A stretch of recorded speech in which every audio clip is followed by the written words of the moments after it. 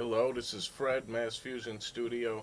I'm going to be going through my mastering chain, what I used to master that song in that other video with the expander thing that I was showing you about. So what I have here is Harrison's. I do everything in Harrison Mixbus 32C. I use all their mastering tools. It's a lot more economical to have plugins in the hardware, even though I'm a die-hard analog fan. It's just very expensive. So right here, first in my chain is their 31 band mastering EQ.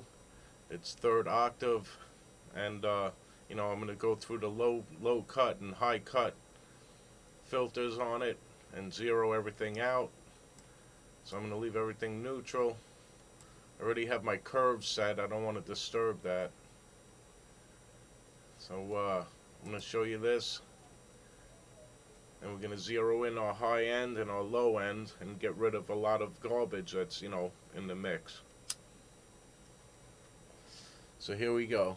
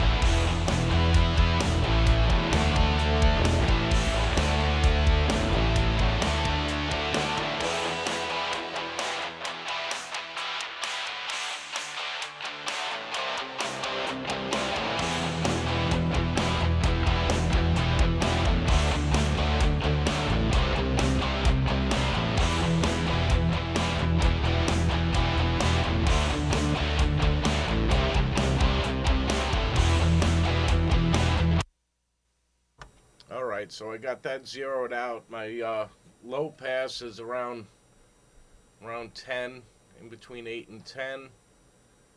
And my high pass is at about 50 hertz. So that's my frequency range for this track, which is basic for rock and roll. You don't want to go too crazy, rolling off down to 32 hertz, because, really there aren't that many instruments making that. That's all on the slope down. So you're just raising noise frequencies basically when you're boosting those, and it makes the track sound artificially disseminated. You know what I'm saying?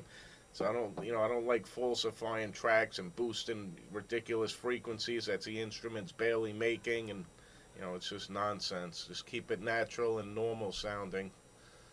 So basic rock and roll, about 10K is good for me. That's my taste. If it was some kind of, electronic music, I'd start bringing it up to like 12, 15, 16, K. But right here is adequate for this. Alright, so that's that. Now I'm going to go through bypass. You're going to hear the difference between the regular straight mix down and the mastering EQ, the curves I have set. So here we go.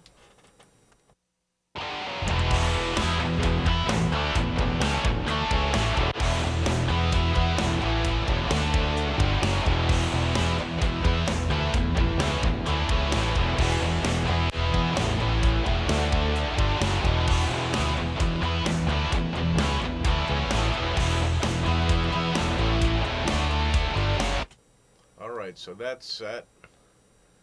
You're going to hear this session get louder and louder because I had to compensate for my audio feed in my my camera here. So as I'm mastering, each tool I kick in is going to gain stage it, stage all the gains, and you're going to hear the mix getting louder and louder and louder, which is what mastering's about. It's about filtering out and cleaning things up, making certain instruments stand out. So just bear with me. Alright, so next in my chain is Dynamite. It's an expander gate, and this is a stereo one, and I also use a mono. Get up there. Thank you. And what I do is I create my own mid-side compression. Now the stereo is going to take care of left and right, and then I have a mono to boost the center channel, your mono signals. So I could bring, say I want the snare and kick drum, this, to beef that up, in the bass guitar and vocals in the center. I want those louder so they're more up front. That's the trick I use with Mixbus, because they don't have a dedicated mid side in here. So I create my own with these two plugins. I use a stereo and a mono at the same time.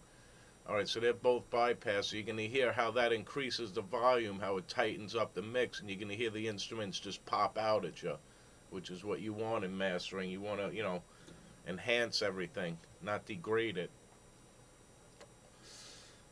Ugh. Alrighty, here we go.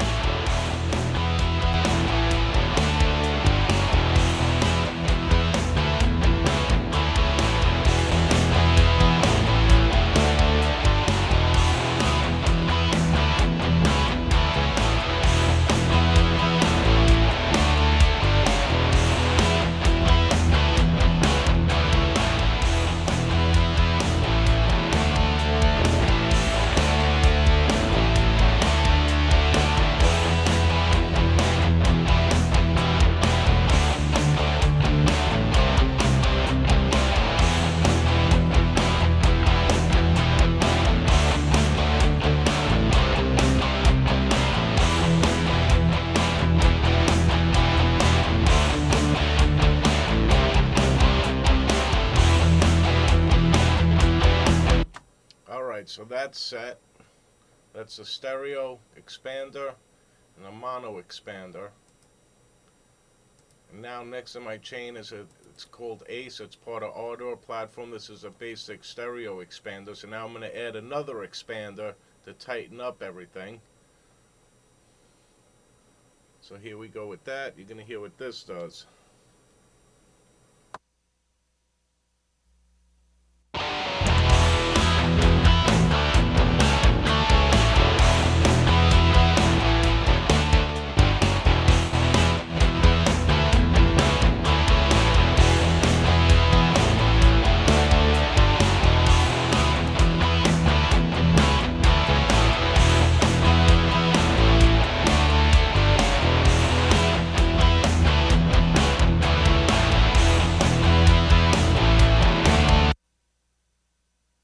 Alright, so I have that one set. Now that I used a 0.7 decibel gain, so I'm gaining, getting gain even more. See, you want to gain stage is what you want to do when you start making your track louder. Don't just use one plug-in and crank up the volume on that. Use sparingly each effect. You just turn up your trim on it, and just start making it slightly louder. And then at the end you polish it off. I'll go through my LAN setup here. It's a analyzer, loudness. It's right here, loudness, analyzer, and normalizer. So at the end I'll go through that, and I'll go, show you how that works in Mixbus, which is a really great tool. Alright, so now here's the friggin' icing on the cake. I control my low end with a mastering multi-band compression limiter. Now what I'm going to do is I'm only going to compress the low end so I can control the bottom end in the mix, because that's most of the time where all your energy is at. So once you control that, you're really in good hands with your mix. Now you could make it even more louder without overloading your master fader, because you have all these, sonic energy boosting, crazy off the chart, up and downs. So what I'm going to do is I'm going to sweep this. You're going to hear, I'll usually wind up between like 180 and 200 hertz, somewhere in between there. I'm just going to listen to where I want to hear my kick and bass drum, because that's what gives you fatness to your track. And part of the low end of the guitar will be in there too, so that'll thicken up the guitars once I add the effect. Now what I like about Mixbus, Harrison's multi-band, is that they have a little low frequency trim that you could parallel blend all your compressed low end in this section here. So here's my low frequency trim. you could start thickening it up and throwing that into the mix. So I'll go through that, and you're going to hear the difference, how it's going to fatten the track up and make it sound full. Whereas when I started off from scratch, just a mix down, everything just sounded thin and plain and flat. And now we're putting the icing on the cake. This is the snake oil, which is all mastering is. It's just snake oil, a little bit of this, a little bit of that, and you create the track, the final dynamics, and you send it off to production, to duplication, whatever, upload it. Alrighty, so here we go.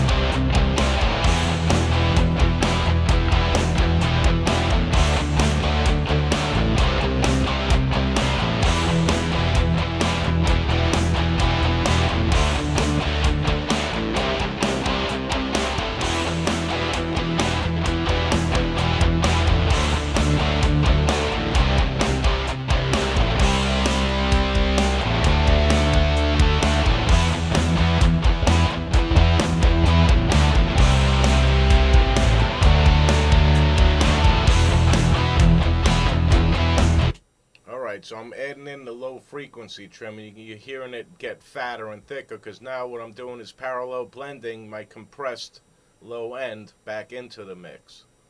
So now I'm adding it back in a compressed state. So that's how I use this tool to thicken it up and control my low end. I don't really have to go crazy with my compressing my high and my mids and low mids, because my mastering EQ is pretty much, I colored those frequencies just enough. Nothing's overpowering. It's a good mix, a balance between the instruments, so I'm not having a lot of trouble. I don't even need to use these other 3 bands. So right now we got a good mastering session going here. So let me play this back, fine tune it.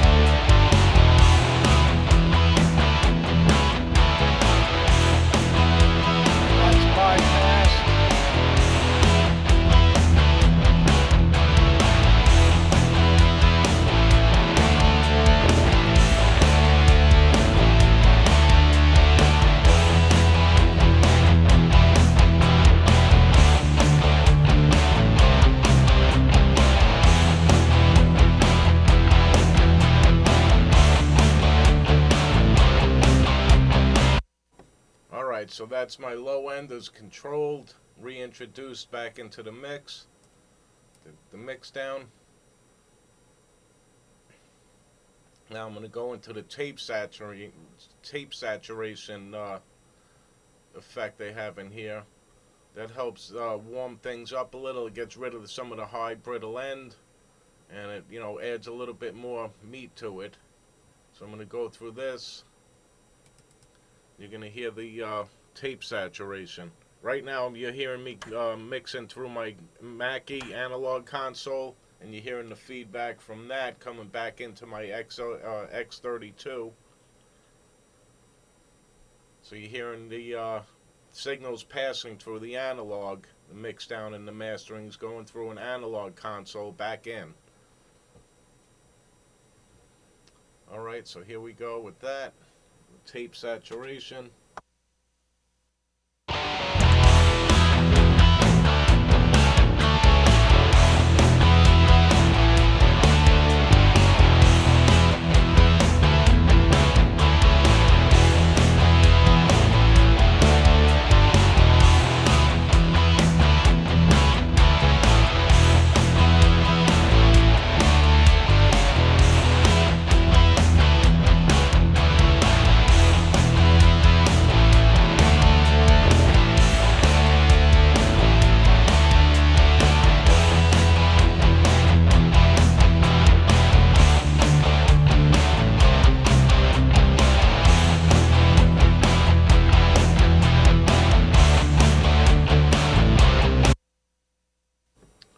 so that's that. I gave it a little bit of my master EQ. I boosted some 4K on it to brighten it just a touch. And now we're going to click everything off, and you're going to hear the dead flat mix, and I'm going to click everything on one by one, and you're going to hear the whole complete mastering chain. So here we go.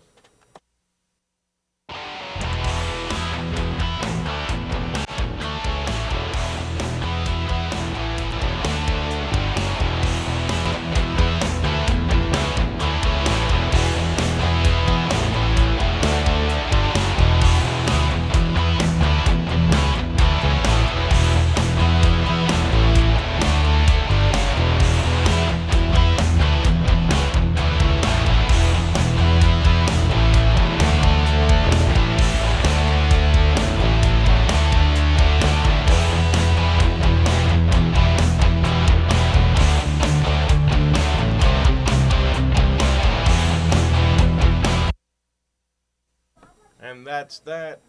So, I hope you enjoyed this video. Thanks for watching. And that's how I have my particular mastering chain for this type of track.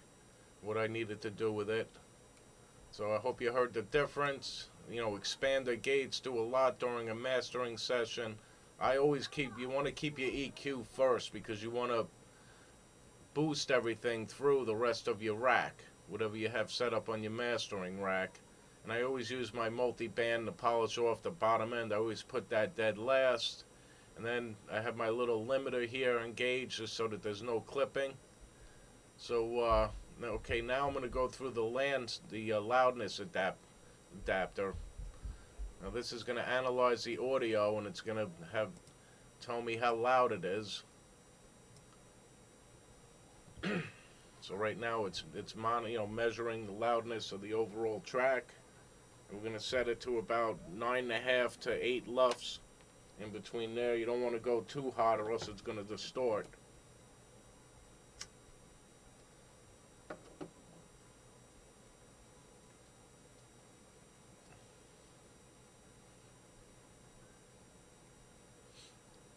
Alright, it's almost done.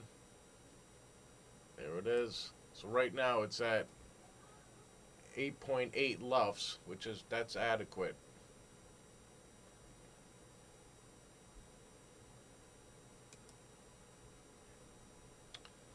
So that's where you want to be, in between 9.5 to 8 LUFS. I mean, you can go 8 LUFS, but sometimes you'll get a little bit of distortion here and there on certain playback systems. It just doesn't agree with the preamp section. It's too loud of a mix. And sometimes, speakers will distort, prematurely, because it's just too hot of a mix. So be careful when you're mastering, don't make it too loud.